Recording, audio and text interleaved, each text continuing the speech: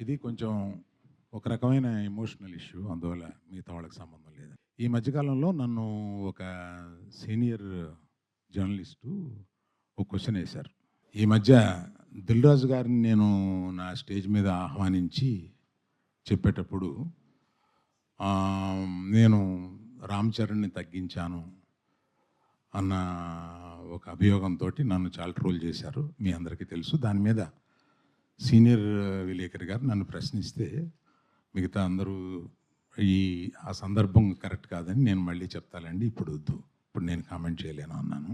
దాని మీద మీకు అంటే పబ్లిక్కి నేను చెప్పాలని అనుకున్నది ఏంటంటే, ఆ రోజు 'దిల్ రాజు' గారిని ఆహ్వానిస్తూ ఆయన ఒక్క వారం రోజుల్లోనే కష్టాలు, నష్టాలు, ఇన్కమ్ ట్యాక్స్లు ఇవన్నీ అనుభవించారు అని పరిచయం చేయడానికి ఇన్అడ్వర్టెంట్లీ అంటే యాదాల ఉద్దేశపూర్వకం కాకుండా ఆ మాట అనాల్సి వచ్చింది.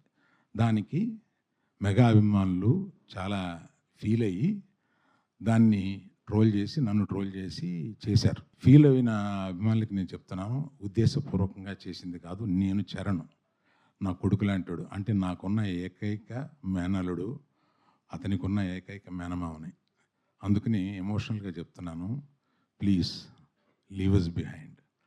చరణ్కి నాకు ఉండే ఒక రిలేషన్షిప్ ఇస్ ఎక్సలెంట్ రిలేషన్షిప్లో ఉంటాం మేము. అందుకని please let us leave it alone.